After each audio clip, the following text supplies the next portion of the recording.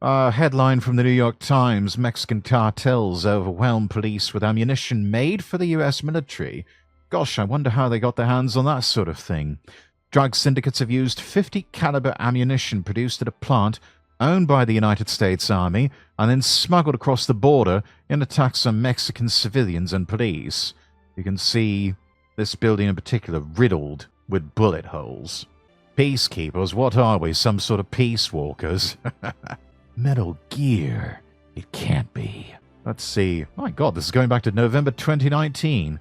On the morning of the 30th of November 2019, a convoy of pickup trucks carrying men armed with a heavy machine gun and powerful 50 caliber rifles entered the Mexican town of Villa Union and opened fire. The men had been sent on a mission of intimidation. They planned to set fire to the town hall. Their superior firepower pinned down state and local police officers as they waited for military and reinforcements. Terrorized residents scrambled to take cover from the hail of bullets.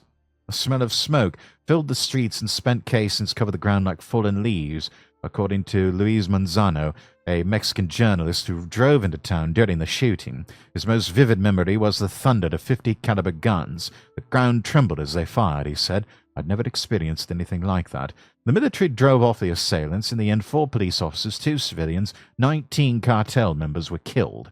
Afterward, as investigators collected evidence from the scene, they gathered at least 45 50 caliber casings stamped with the initials LC. Those letters stood for the Lake City Army Ammunition Plant, a sprawling facility just outside Kansas City, Missouri, that is owned by the United States government and is the largest manufacturer of rifle rounds used by the American military.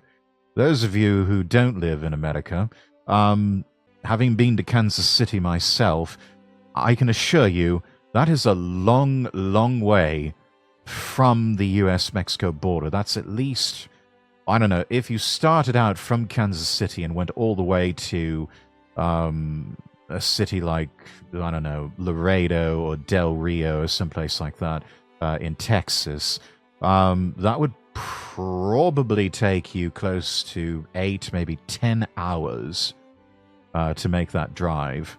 You know, assuming you don't hit traffic or roadworks or anything like that. Maybe Switzerland can take the UN. I don't think Switzerland wants the UN. Sounds like a job for RoboCop.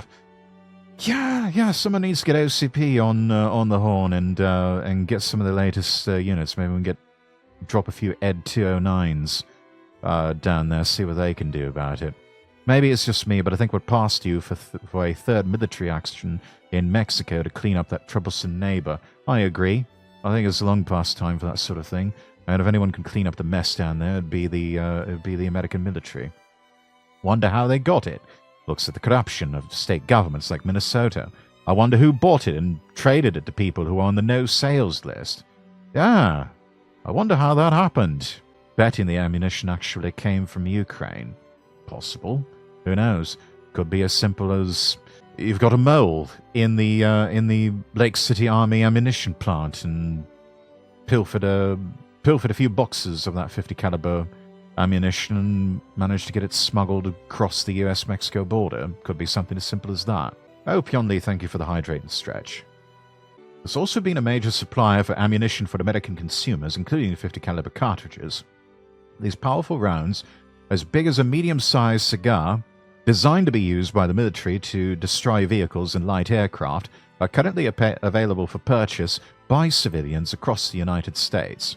Millions of pages of court documents, seizure records, and government data obtained by the International Consortium of Investigative Journalists and the New York Times show how agreements between the Army and private contractors that run Lake City have allowed 50 caliber ammunition and components made at the plant to enter retail markets and fall into the hands of Mexican cartels. Mexico's government has also purchased Lake City ammunition, the documents show, though they do not indicate the caliber. So, Mexican government purchasing it from, presumably, the American government and Lake City ammunition, and I guess having it shipped directly over, and then all of a sudden it just falls into the hands of the cartels, because, as we all know, the Mexican government is thoroughly corrupt, or like black market dealings. Having a mole is extremely possible. When you're on the podcast, we'll introduce you to the Aztlan movement. I think I've heard a bit about the Aztlan movement. Or maybe it's a different movement. some sort of weird Mexican nationalist movement that believes it was a mistake for Mexico to surrender the southwestern territories that now belong to the United States. I could be confusing them with someone else, though. Fucking why? My sentiments exactly. The US domestic market for ammunition is small. 50 caliber rifles, which have limited civilian application, typically retail for thousands of dollars. Heavy machine guns like the one used in Villa Union cost considerably more.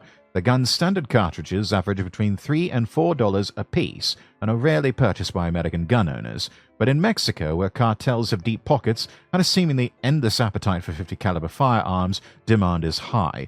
Cartel gunmen armed with 50 caliber firearms have downed helicopters, assassinated government officials, shot at police and military forces, and massacred civilians. Or, just another Tuesday down there. Since 2012, the U.S. Bureau of Alcohol, Tobacco, Firearms, and Explosives, that should be a convenience store, not a government agency, has seized more than 40,370 rounds of 50 caliber ammunition in states bordering Mexico, according to data obtained through public records request. Lake City's product accounted for about a third of them, a larger share than any other manufacturer. Something strange going on with Lake City. Seems like might need to shut down production there and quarantine that entire facility till they can figure out just what the hell's going on. I'd like to know where they got those HMGs. I wondered indeed. While 50 caliber ammunition from other companies, located primarily in Brazil and South Korea, has also made its way to Mexican cartels, the data makes clear that the United States Army plant has been a major source of the destructive ammunition being used to wage military-style battles with Mexican authorities. It seems like if they knew this was going on, the Army would just say, yeah, you know what, we're not selling to Mexico anymore. Well, that would just make too much sense, I suppose. So let me get this straight. They sold the 50 cal to private military contractors and didn't track who those contractors were tied with or selling those rounds to. I can't store a box of shells in my house without the state giving me a prostate exam. These guys can just wander off with boxfuls untracked. Yeah, effectively exile. I think that's what we're dealing with here. But, that's just the sort of two-tier system we live under. This includes a particularly powerful version of Lake City's ammunition. Incendiary rounds capable of piercing armor, which were used in an attack on Mexican police in 2024 and are for sale online today. To give you some sense of perspective, here is a Mexican police officer holding in his hand one singular round of 50 caliber ammunition. That's a big bullet. In February of last year, the Trump administration declared 6 Mexican cartels to be foreign terrorist organizations, yet these same organizations are still acquiring ammunition made at the plant owned by the US Army. I mean, it's not enough to just say, yeah, you lot, you're foreign terrorists now. You actually have to enforce this sort of thing. At least 16 online retailers have sold armor-piercing ammunition made at Lake City or made with components from the plant, according to a count by ICIJ and The Times. Vasily Campbell, who owns one of those businesses, said he stopped selling the ammunition about 2 years ago once he found out where it was going and how it was getting there. Well, good on them. He said he became suspicious when buyers began asking to have 100-round ammo cans delivered to residential addresses. He said that is not a normal purchase. No shit. There's several orders I straight up cancelled. The US Army did not respond in detail to questions about the use of Lake City ammunition by drug cartels. In an email, a spokesperson said that allowing commercial sales from the plant has saved taxpayers around $50 million annually, primarily by lowering the government's cost for ammunition. How many millions, my question, how many millions of dollars does it take in savings before it becomes wrong? How much more do they need to save before they say, yeah, you know what, that's enough. That's enough, no more. We need to think about the priceless cost of a human life here, or many human lives. No matter if they are Americans or Mexicans or whoever, how many lives does it take before we say, yeah, I think that's enough millions saved here, that this is wrong and we need to just stop this. Where's the A-team when you need them? I know, right? 50 BMG is basically a jumbo 30-06 cartridge. Certainly looks that way, doesn't it? Yeah. Successive presidential administrations have pledged to crack down on the flow of arms to Mexico, and in September, Secretary of State Marco Rubio announced a new initiative with the Mexican government to stop gun trafficking to the country. The number of 50 caliber rounds seized is small compared with that of other cartridges, but it is the power of the 50 caliber ammunition, not its quantity, that has made it a game changer for the cartels, giving them the ability to overwhelm police and even the military. That's according to Chris Dimline, a former ATF agent who spent years investigating gun smuggling to Mexico. He said the impact that 150 cal has in a firefight is outrageous. The weapons allow cartels to engage with targets at distances of more than a mile. They really tip the scale. ICIJ and the Times obtained investigative files from 3 incidents involving 50 caliber rifles, including the assault on Villa Union. In each of them, Mexican authorities reported finding casings marked with the Lake City imprint. In a 4th example, in early 2024, gunmen used the more destructive variant, 50 caliber armor-piercing incendiary rounds, from Lake City to attack a police convoy, according to a press briefing given by the Defense Secretary at the time, Luis Crescencio Sandoval. One of the bullets pierced an armored vehicle, killing one of the crew members, wounding 3 others. He said the armor that we have cannot protect our personnel from this kind of penetration. Brenda Aparicio Villegas is all too familiar with the devastating power of 50 caliber weapons. Her husband, Eder Paul Negrete Trejo, was a police officer who died October 14, 2019, when he and his fellow police officers were ambushed in the western state of Michoacan. The authorities blame the attack on the new generation Jalisco cartel. Her husband and his colleagues, who often had to purchase their own bullets, did not stand a chance against the cartel's 50 cal rifles, she said. Mr. Negrete, father of 3 children, died from a gunshot wound to the chest. 12 other officers were also killed in the attack, including one who burned to death. Investigators later found 50 caliber casings from Lake City at the scene. Not enough has been done to stop the flow of guns and ammunition to Mexico, she said. Sadly, many of us pay the price. 50 BMG cartridge was developed in the early 20th century for a heavy machine gun used to attack tanks and aircraft. For decades, the spent brass casings of 50 caliber rounds were rarely found beyond military training grounds and battlefields, but that began to change in 1982 with the invention of the first 50 caliber rifle. The gun was almost 5 feet long, weighed around 30 pounds, making it difficult to fire from a standing position, but its greatly reduced recoil allowed users to shoot the heavy cartridges with sniper-like accuracy. The rifle made its official battlefield debut during the first Gulf War in the early 1990s. It had already developed a cult following amongst gun hobbyists who used it in long-range target shooting contests. There weren't many sources of ammunition for civilians. The rifle's owners sought out antique and imported rounds, bought them from boutique manufacturers, or made their own using bullets and casings purchased from specialty shops. And then there was the United States military. How in the hell is the Mexican military outgunned? I swear it seems like they're going to need our help to get themselves straightened out. They probably are, Stoner. More than likely they are. You would be amazed how many militaries in the world, they just can't quite measure up to the Americans or the British or certain European military forces, or even the Israelis or the Japanese. They just don't have the manpower, don't have the firepower, in large part because so much of it is kept tightly controlled and out of their hands and in the hands of the Americans. Maybe purposely underfunded, that is quite possible. Cartels have had shadow control over the Mexican government for a long time. Just more proof that American tools are just superior indeed. In the late 90s, government auditors found that Talon Manufacturing Company, a company contracted by the Department of Defense to demilitarize unneeded ammunition, a process that destroys a weapon's military capabilities by means such as scrapping or disassembling it, had sold some of it to civilian retailers, including over 100,000 armor-piercing incendiary 50 caliber rounds. Rather than scrapping the ammunition, the company broke it down and then built new cartridges with the components. Ammunition dealers told undercover government investigators that the armor-piercing bullets could shoot down a helicopter or penetrate an armored limousine. In effect, the U.S. military is indirectly arming civilians with some of the most powerful and destructive ammunition currently available, a congressional report concluded.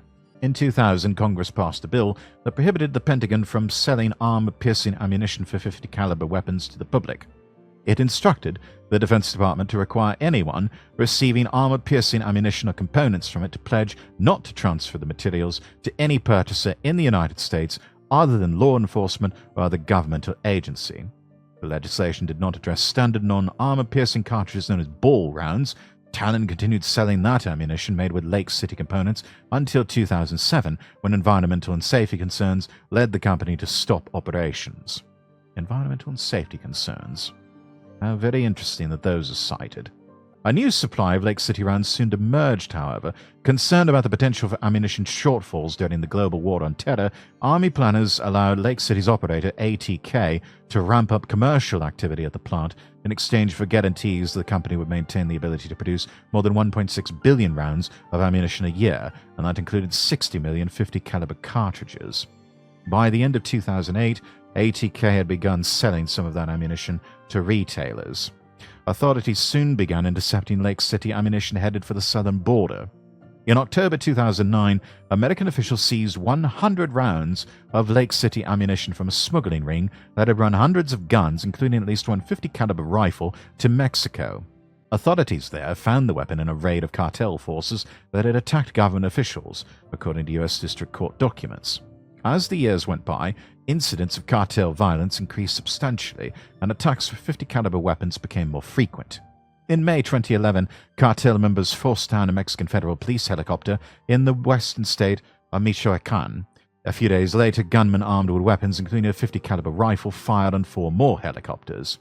Back in the United States, Lake City was becoming a major source of the 50 caliber ball ammunition. By 2013, 10-round boxes of the cartridges had become so widely available they even showed up in some Walmarts. That doesn't sound stereotypical at all. Online cartridges linked together for use in a machine gun were available in 100-round ammo cans, just like those used by the military, often at significant discounts compared to other manufacturers. One popular website, Lucky Gunner, extolled Lake City ammunition's power. If you're looking to stop a Jeep dead in its tracks, you're looking at the right round.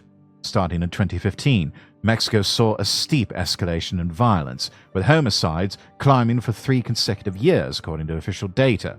In border states, U.S. agents soon began monitoring bulk ammunition vendors as a way to find gun smuggling operations, according to Jason Redd, former investigator at the Department of Homeland Security in Arizona. In a typical scenario, retailers would sell ammunition to a civilian, who would then give it to a smuggler.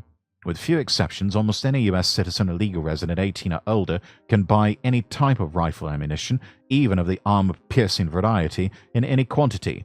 Taking it across the border, however, requires a license. What's not said here, I don't think, and would be to the surprise of absolutely no one, is the federal government playing a hand in all of this. Because we know from documents that were leaked previously that the American government engages in gun-running operations all the time. Would not surprise me if you've got some Fed plants in here somewhere. I'm not surprised the New York Times is painting American gun owners and ammunition manufacturers in a negative light. Yeah, no, I mean, that's typical New York Times, isn't it? Certainly nothing wrong with Americans owning guns, owning any sort of ammunition that they like.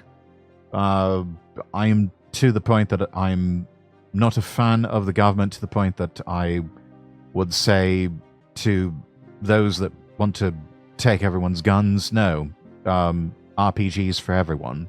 But I definitely don't want them falling into the hands of Mexican drug cartels. Who remembers Obama's Fast and Furious? Yes. That's exactly what I was thinking of, Stono. Well done. Our mantra became, follow the ammo and you'll get to the guns, Mr. Red said in a recent interview. We were tracking shipments from all over the country. The team seized hundreds of thousands of rounds of ammunition likely bound for Mexico, according to Mr. Red and court records. The vast majority of the ammunition was 7.62mm rounds, most commonly used in AK-47s. Seizures of 50 caliber ammunition were small and infrequent at the time, according to ATF and Customs and Border Protection. But as American authorities introduced new initiatives and increased resources aimed at reducing gun trafficking to Mexico, a la Fast and Furious, the numbers grew, almost a tacit admission. The American government was engaged in gun running and ammo running operations. Between 2019 and 2024, the ATF seized more than 36,000 rounds of 50 caliber ammunition in border states. About a third of them were identified as coming from Lake City.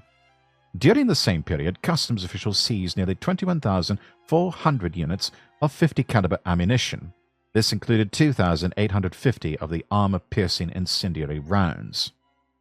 In September 2019, the Army awarded Lake City's $8 billion operating contract to the ammunition maker Olin Winchester, which took over the facility from defense contractor Northrop Grumman. As Lake City changed hands, a small ammunition distributor, SG Ammo, negotiated the purchase of armor-piercing incendiary 50 caliber rounds from Northrop Grumman. Always these fucking defense contractors. Just another dirty, filthy operation of the military-industrial complex, isn't it, chat?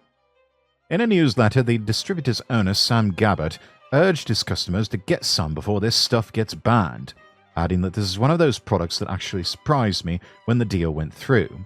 The haul, he wrote, resulted from a government contract that ended up being cancelled due to COVID-19 and left the factory hanging with the inventory. Securing the deal involved months-long negotiations, he said. Another retailer, American Marksman, had also begun selling armor-piercing incendiary 50 caliber ammunition made with Lake City components. Northrop Grumman had contracted with the company to demilitarize unneeded ammunition from Lake City, adding that American Marksman it gets many of its components from its Lake City recycling operations, including components for armor-piercing incendiary rounds. Olin Winchester's policies on the sale of 50 caliber ammunition from Lake City are unclear.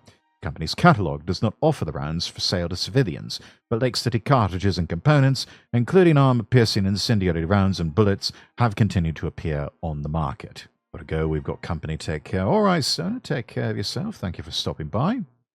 Pallets of the armor-piercing incendiary ammunition labeled with a code denoting they were manufactured by Olin Winchester at Lake City were being sold by at least one online retailer in March 2023. American Marksman continues to sell armor-piercing incendiary ammunition on its website.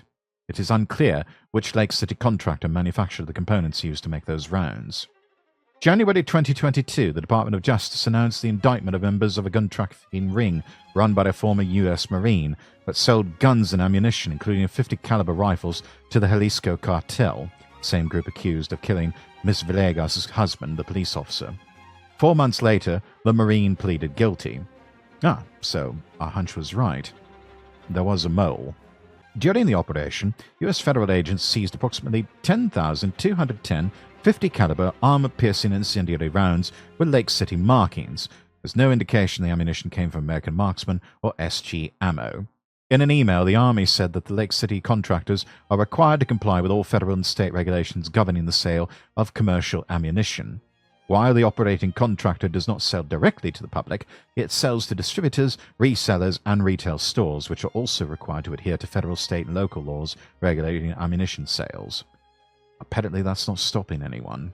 Olin Winchester did not respond to a detailed list of questions about its Lake City operations and its policies on the sale of 50 caliber ammunition and components made at the facility.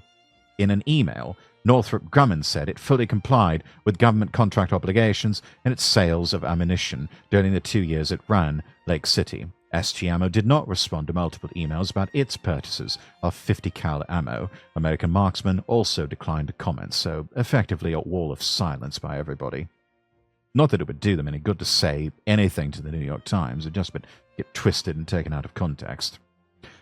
Make me remember Margaret Thatcher's son was selling weapons. Don't know if you remember that. I heard some rumblings of that sort of thing, yes. Villa Union's former mayor, Sergio Cardenas, was frying pork rinds in his butcher's shop when he thought he heard a car backfire. It was a gun. On the street, pickup trucks rolled past, stamped on their doors in white capital letters with the initials CDN, the Cartel del Noreste. I hid behind the freezer where they couldn't see me. I watched them go by, Mr. Cardenas recalled. You could hear the 50 caliber rounds. Every now and then a bullet or two would whiz by overhead. They ripped the air apart because they're so big. As soon as the convoy passed, he slammed the shop's door shut. The chicharrones were left to burn. Outside, the streets fell silent as the town went into lockdown. People barricaded themselves in their homes for the rest of the day. The cartel's foot soldiers failed in their attempt to burn down the town hall, but they riddled it and surrounding buildings with bullet holes, some larger than a fist. Authorities traced one of the 50 caliber guns used in the assault to a store in Texas. The owner, investigators found, had sold nearly 500 guns that ended up in the hands of the CDN, including a 50 caliber machine gun and at least 6 50 caliber rifles. A federal court sentenced him to 10 years in prison following a guilty plea. American authorities indicted 14 members of the gun smuggling ring, seizing over 2,300 rounds of Lake City ammunition. Upon learning that the 50 caliber rounds he had heard in Villa Union came from an ammunition plant owned by the U.S. Army, Mr. Cardenas did not seem surprised. He said the drug traffickers can get their hands on anything, and they get the best weapons from the United States.